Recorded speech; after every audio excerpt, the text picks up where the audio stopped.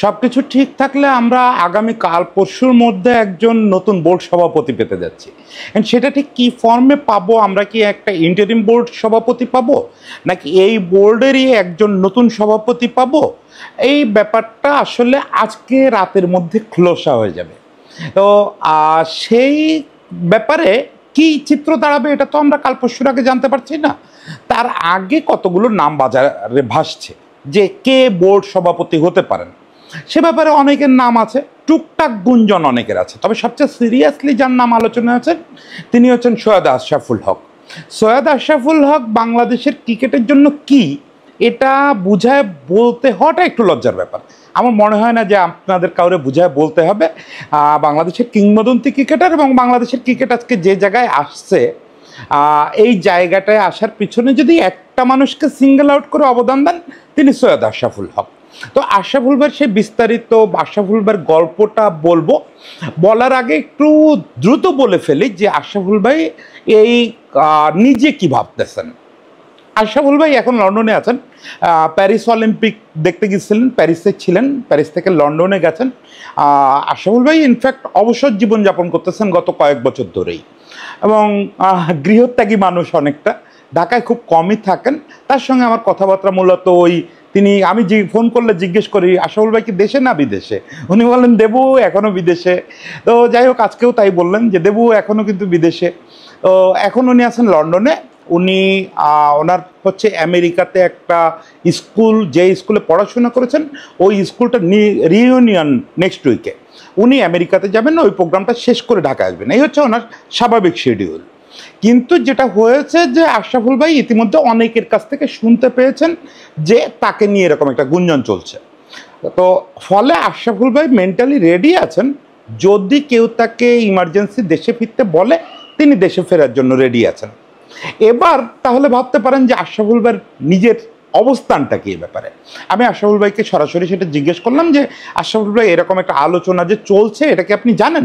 উনি বললেন জানি মানে তোমার মতো আমার যারা ছোট ভাই আছে, আমি যদিও আশরাফুল ভাইয়ের প্রায় নাতির বয়সী, তারপরে উনি বলেন ছোট ভাই।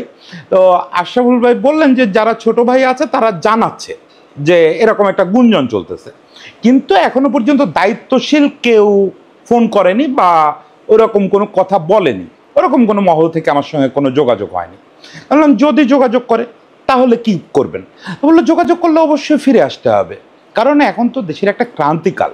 এই ক্রান্তিকালে দেখো সবাই কিন্তু যাকে ডাকা হচ্ছে তিনি কিন্তু একটা দায়িত্ব নিতে আসতেছেন, কারণ সবাই মনে করছে যে এই সময় দেশকে সার্ভিস দেওয়া দরকার। তো আমার জীবনটাই তো আমি কাটাইলাম সার্ভিস দিতে দেশের, সেক্ষেত্রে আজকে এই ক্রান্তিকালে যদি আবার আমার প্রয়োজন হয় তাহলে আমাকে অবশ্যই ফিরতে হবে, এ ব্যাপারে কোনো দ্বিধার কোনো জায়গা নেই। কারণ আমি দীর্ঘদিন ধরে তোমাকে আমি বহুবার বলছি, তুমি আমাকে বিভিন্ন সময় বিভিন্ন ফোন দিলে বলছি যে দেবো এই বিষয়ে কথা বলতে চাই না, কারণ আমি তো একরকম অবসর নিয়ে নিচ্ছি। কিন্তু এবার বলি অবসর নিলেও আমি কিন্তু ট্রেনিং জমা দেই নেই। ফলে আমার এক্সপার্টাইজ যদি দেশের ক্রিকেটের কোনো কাজে আসে, এবং বিশেষত সেটা ক্রান্তিকালে, আমি তো সবসময় ক্রান্তিকালেই দায়িত্ব পালন করছি, তখন আমি সেই সার্ভিসটা দিতে তৈরি। এবং উনি বললেন যে তবে একই সঙ্গে উনি বললেন যে আমাকে যোগ্য মনে করতেই হবে, এই চাপ আবার তোমরা দিও না কাউকে, কারণ আমার মতো যোগ্য বা আমার চেয়ে যোগ্য লোক আরও অনেকে আছে বলে আমি মনে করি, ফলে আমাকেই সিলেক্ট করতে হবে, নট নেসেসারি। কিন্তু আমি বলছি যে যদি আমাকে সিলেক্ট করা হয় তাহলে আমি অবশ্যই ফিরে আসতে রাজি আছি, সেটা আমার সব প্রোগ্রাম রেখেও ফিরে আসতে রাজি আছি। এবার আমরা একটু আস্তে আস্তে বোঝার চেষ্টা করি যে আশরাফুল ভাইকে কেন প্রয়োজন। আশরাফুল ভাইকে কেন প্রয়োজন এইটা আমি মনে করি যারা ক্রিকেট ফলো করেন তারা সবাই অলরেডি জানেন যে কেন প্রয়োজন।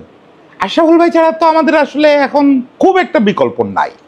আশরাফুল ভাই হচ্ছেন বাংলাদেশের লিজেন্ডারি ক্রিকেটার, এবং বাংলাদেশের ক্রিকেট যখন হাঁটি হাঁটি পা করে মানে জন্মাচ্ছে, আমি বলবো একদম জন্মাচ্ছে, সেই জন্ম নেওয়ানোর যে কারিগররা ছিলেন তার ভেতরে আশরাফুল ভাই একজন। যেমন আমরা রকিবুল হাসানের কথা বলতে পারি, শহীদ জুয়েলের কথা বলতে পারি, বা আশরাফুল ভাইয়ের কথা বলতে পারি। এর আগে আমরা যে ক্রিকেটটা খেলতাম সেটা ঠিক এই লেভেলের কম্পিটিটিভ ক্রিকেট ছিল না, কিন্তু লেট 60s থেকে শুরু করে মানে 80s অবধি আশরাফুল ভাইরা বাংলাদেশের ক্রিকেটটারে একটা ফর্মে নিয়ে আসেন, মানে একটা ফরমেশনের মধ্যে নিয়ে আসেন। ও সেটার একটা সিগনিফিক্যান্ট প্রতীকী ব্যাপার হচ্ছে বাংলাদেশ প্রথম কোনো international match, not one day international বা টেস্ট বা টি-20 না, মানে প্রথম কোনো বিদেশি জাতীয় দলের বিপক্ষে বাংলাদেশ ম্যাচ খেলে 1979 সালে। সেটা ছিল 1979 আইসিসি ট্রফি, ইংল্যান্ডে ছিল ফিজির বিপক্ষে ম্যাচ। তো স্বাভাবিকভাবে বাংলাদেশ ততদিনে, বাংলাদেশ তো ভারত পাকিস্তানের উত্তরাধিকার সূত্রে একটা ক্রিকেট অবকাঠামো পেয়েছেই, ফলে ফিজির মতো দেশের বিপক্ষে বাংলাদেশ ফেভারিটই থাকার কথা। প্রথম ম্যাচে বাংলাদেশ জিতবে এটা সবাই ধরে নিয়েছিল, কিন্তু মুশকিলের ব্যাপার হচ্ছে আগে ব্যাট করা বাংলাদেশ ইংল্যান্ডের ওই কন্ডিশনে 107-8 রানে অল আউট হয়ে যায়। ফলে মনে হচ্ছিল যে একবারে প্রথম ইন্টারন্যাশনাল ম্যাচে বাংলাদেশ অঘটনের শিকার হবে। তো ফিজি খুবই অন দ্য ওয়ে ছিল জয়ের, সম্ভবত 40 রান করে ফেলছিল 2 উইকেটে। তখনই মঞ্চে আবির্ভাব হলো আশরাফুল ভাই। আশরাফুল ভাই হচ্ছে 22 রান দিয়ে 7 উইকেট তুলে নিলেন। Can you imagine? আজকের দিনে বসে এটা কল্পনা করতে পারেন? 22 রান দিয়ে 7 উইকেট তুলে নিলেন। ফিজি 81 কি 82 রানে অল আউট। ও 22 রানে আশরাফুল ভাই এই যে 7 উইকেট নিলেন, এটা বাংলাদেশের কোনো স্বীকৃত ম্যাচে সেরা বোলিং ফিগার ছিল দীর্ঘদিন পর্যন্ত। আর হচ্ছে আইসিসি ট্রফিতে এটা বেস্ট বোলিং ফিগার ছিল 1994 সালে, 1994 সাল পর্যন্ত। 1994 সালে এসে সম্ভবত কেনিয়ার কোনো একজন বোলার এই রেকর্ডটা ভাঙেন।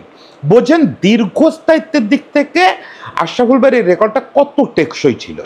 এটা দিয়ে আপনি ঠিক আশরাফুল ভাইকে চিনতে পারবেন না, কারণ এই অফ স্পিনার আশরাফুল ভাইকে যদি ভাবেন যে উনি শুধু অফ স্পিনারই ছিলেন তা না, হি ওয়াজ ওয়ান্ডারফুল অলরাউন্ডার। যদিও লেট মিডল অর্ডারে ব্যাট করতেন, কিন্তু যারা আশরাফুল ভাইয়ের ব্যাটিং দেখেছেন তারা বলেন যে আশরাফুল ভাই ক্লাস অলরাউন্ডার ছিলেন। যেমন তার স্পিন খুব কার্যকরী ছিল, সেরকম ব্যাটিং। কারণ বাংলাদেশের প্রথম স্বীকৃত ক্রিকেটে ডাবল সেঞ্চুরিটার মালিকও আশরাফুল ভাই। একাধারে যেরকম বাংলাদেশের বেস্ট এভার বোলিং ফিগার দীর্ঘকাল তার ছিল, প্রথম স্বীকৃত ক্রিকেটে ডাবল সেঞ্চুরিটার মালিকও আশরাফুল ভাই। হ্যাঁ, আশরাফুল ভাই সম্পর্কে আর একটা তথ্য না বললে আসলে একটু অসম্পূর্ণ থেকে যায়। সেই জিনিসটা আমি না কখনো এই গুগল করে টোরে পাই নাই, ছিলেন যে আশরাফুল ভাই পাকিস্তান আন্ডার-19 ন্যাশনাল টিমে ডাক পাইছিল, কিন্তু আশরাফুল ভাই টেকনিক্যাল কিছু কারণে পাকিস্তান আন্ডার-19 সেই ন্যাশনাল টিমে জয়েন করতে পারেন নাই, ক্যাম্পও করছিলেন। আশরাফুল ভাই দেখেন অনেকে অনেক চাপাবাজি করে, চাপাবাজি শব্দটা হয়তো ঠিক হলো না, গলাবাজি করে। কেউ বলে যে অমুক পাকিস্তান দলে খেলার যোগ্য ছিল, অবিভক্ত পাকিস্তান আর কি, তমুক ছিল, অমুক ছিল। কিন্তু রিয়েলি যদি পাকিস্তান ন্যাশনাল টিমের কথা বলেন, বাকি যারা তারা হচ্ছে সবসময় পাকিস্তানের রিজার্ভ টিমে বা পাকিস্তান প্রেসিডেন্ট একাদশ এই জাতীয় দলে ডাক পেয়েছেন। কিন্তু পাকিস্তান ন্যাশনাল টিমের কথা যদি বলেন, সেটা আশরাফুল ভাই ছাড়া এই বঙ্গ থেকে আর কেউ ডাক পায় নাই।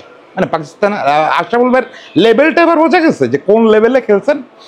এবার আসেন যে আশরাফুল ভাইকে আমরা আরেকভাবে প্রাতঃস্মরণীয় মনে করি। খেলোয়াড় আশরাফুল ভাইরা তো গড়ে দিয়ে গেছেন, আর সংগঠক আশরাফুল ভাইরা একবার হাতে তুলে খাওয়া দিয়েছেন আমাদের এই ক্রিকেটটা। আজকে যে সাকিব, মাশরাফি, আশরাফুল এদের যে ক্রিকেটটারে আমরা দেখি, এই অবস্থায় কেন গেছে একবার যদি আপনারা ভাবেন, এই অবস্থায় বাংলাদেশ গেছে হচ্ছে যে বাংলাদেশ টেস্ট এবং ওয়ানডে খেলার সুযোগ পাইছে, মানে বাংলাদেশ আইসিসির পূর্ণাঙ্গ সদস্য হইতে পারছে বলে।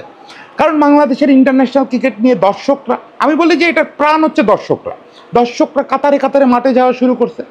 বাংলাদেশে তারা দেখতেছে ইন্ডিয়ার বিপক্ষে খেলতে, পাকিস্তানের বিপক্ষে খেলতে, সাউথ আফ্রিকা, অস্ট্রেলিয়ার বিপক্ষে খেলতে, বিশ্বের সেরা সব দলের সঙ্গে খেলতে। কিন্তু আপনি একবার ভাবেন তো, বাংলাদেশ যদি এই ইন্টারন্যাশনাল স্ট্যাটাস না পেত, তাহলে বাংলাদেশের ক্রিকেট কই থাকতো? একবার একটু সিনিয়রদের কাছে শুনে দেখবেন যে 97-এর আগে বাংলাদেশের ক্রিকেটের অবস্থান ফুটবলের চেয়ে কত পেছনে ছিল। ফুটবল ফেডারেশন থেকে বিভিন্ন সময় টাকা দিয়ে এই আশরাফুল ভাই থেকে শুরু করে আকরাম ভাইদের পর্যন্ত খাবারের টাকা পাঠাতো ফুটবল ফেডারেশন।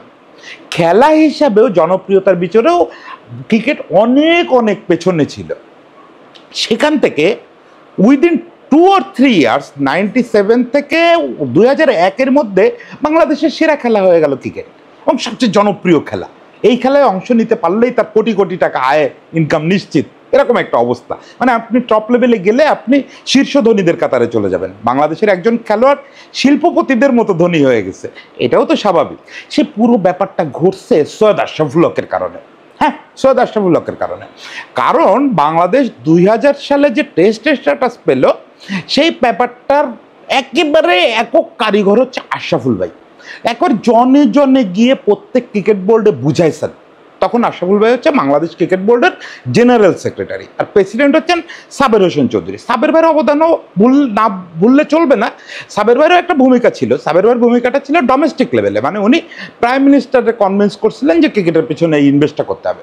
কিন্তু ইন্টারন্যাশনাল ক্রিকেট লিয়াজো এটা পুরোটা আশরাফুল ভাই করতে পারছিলেন। প্রত্যেক বোর্ডে ঘুরছেন যে তোমরা আমাদের ভোট দাও, তোমরা আমাদের ভোট দাও। তার চেয়ে ম্যাজিক যেটা করছেন সেটা হচ্ছে আশরাফুল ভাইয়ের খুব ঘনিষ্ঠ মানুষ ছিলেন হচ্ছে জগমোহন ডালমিয়া। জগমোহন ডালমিয়া আশরাফুল ভাই জগুদা বলে ডাকতেন, আর ডালমিয়া অ্যাশ বলে ডাকতেন। মানে দুজনের সম্পর্ক আপন মায়ের পেটের ভাইয়ের মতো ছিল। তো জগমোহন ডালমিয়া তখন বিশ্ব ক্রিকেটের নিয়ন্তা। ডালমিয়া যদি বলে যে এটা এই ক্রিকেট এখন থেকে 50 বলে ওভার হবে, তাই হবে। ডালমিয়া আইন, ডালমিয়া কি সেটা একদিন আমি বুঝায় বলবো। ডালমিয়াকে নিয়ে একটা পর্ব করবো যে ডালমিয়া কিভাবে আধুনিক ক্রিকেটকে বদলায় দিচ্ছেন, কিভাবে ধার দেনা যুক্ত ইন্ডিয়ান ক্রিকেট বোর্ডকে পৃথিবীর সবচেয়ে ধনী ক্রিকেট বোর্ড করছেন। একই সঙ্গে ডালমিয়ার আরেকটা অবদান হচ্ছে যে আশরাফুল ভাইয়ের কারণে ডালমিয়া আইসিসিকে কনভিন্স করলেন যে বাংলাদেশকে টেস্ট স্ট্যাটাস দেওয়া হোক।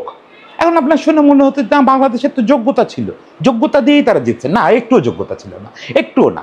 কারণ আইসিসির টেস্টের স্ট্যাটাস পাওয়ার প্রধানতম শর্ত হচ্ছে আপনার দেশে একটা ভালো ফার্স্ট ক্লাস ক্রিকেটের ইনফ্রাস্ট্রাকচার থাকতে হবে। খুবই ইন্টারেস্টিং ব্যাপার হচ্ছে বাংলাদেশ যখন 2000 সালে টেস্টের স্ট্যাটাস পায় তখনও বাংলাদেশে ফার্স্ট ক্লাস ক্রিকেট শুরুই হয় নাই তখনও, নাকি তার 1 বছর আগে শুরু হয়েছে। আচ্ছা যাই হোক, মানে কোনোভাবেই সেটা ভালো ইনফ্রাস্ট্রাকচারের ফার্স্ট ক্লাস ক্রিকেট না। আজকে এতগুলো বছর পার করে এসেও কিন্তু আমাদের একটা প্রথম শ্রেণীর ক্রিকেট কাঠামো গড়ে ওঠে নাই।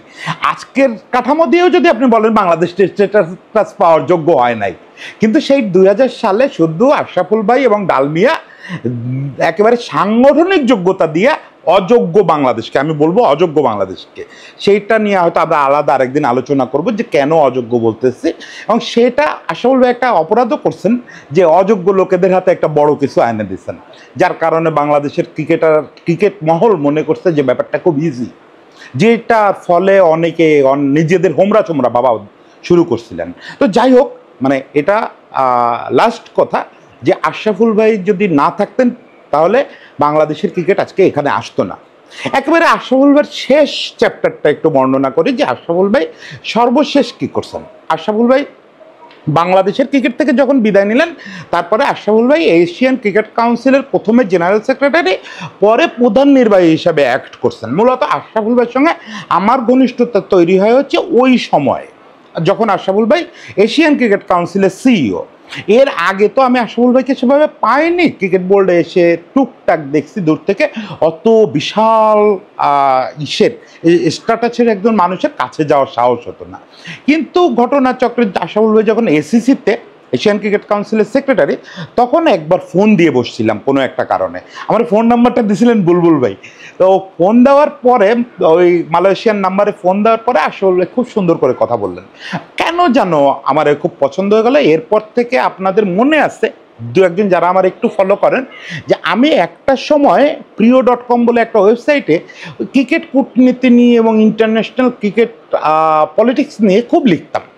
তো আপনারা ভাবতে পারেন যে আমার তো আসলে কোনো বিষয়ে এরকম পাণ্ডিত্য নেই, কোনো কিছু নিয়েই আসলে এরকম ডিপলি জানাশোনা নেই, তাহলে এই বিষয়গুলো লেখার সোর্সটা কী ছিল।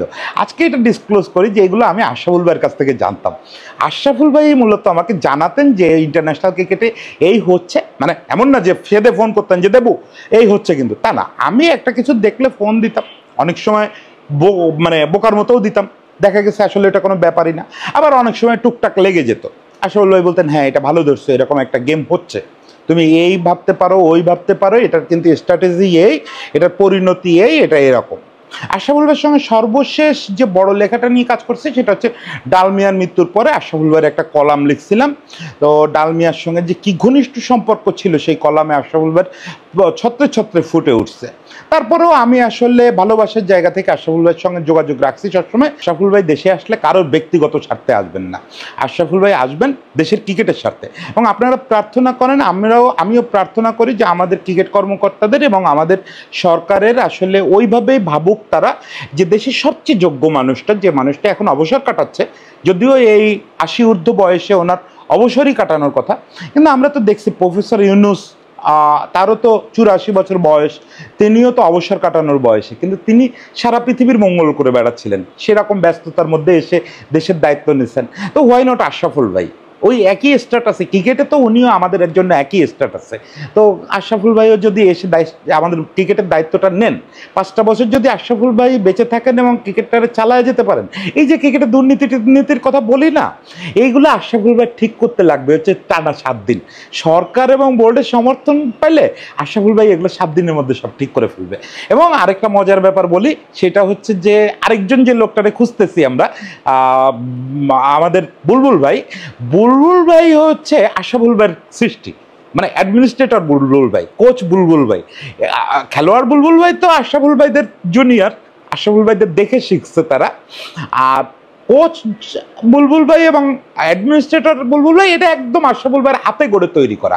কারণ বুলবুল ভাইয়েরও ক্যারিয়ার শুরু হয়েছিল এশিয়ান ক্রিকেট কাউন্সিল থেকে, সেখানে তিনি কোচ হিসাবে প্রথম চীনে যান, পরে আশরাফুল ভাই তাকে অ্যাডমিনিস্ট্রেটর করেন, এসিসির বড় দায়িত্বে ছিলেন। পরে এসিসি যখন বিলুপ্ত হয়, মানে আশরাফুল ভাই তো এসিসি বিলুপ্ত হওয়া পর্যন্ত ওটার প্রধান ছিলেন, তারপর এসিসি যখন বিলুপ্ত হয় আশরাফুল ভাই অবসর নিয়ে নিলেন, আর বুলবুল ভাইকে বললেন যে তুমি আইসিসিতে চলে যাও। আইসিসিতে বলা হলো, বুলবুল ভাইকে আইসিসি নিয়ে গেল ডেভেলপমেন্টে, বুলবুল ভাই এখন মেলবোর্নে বসেন।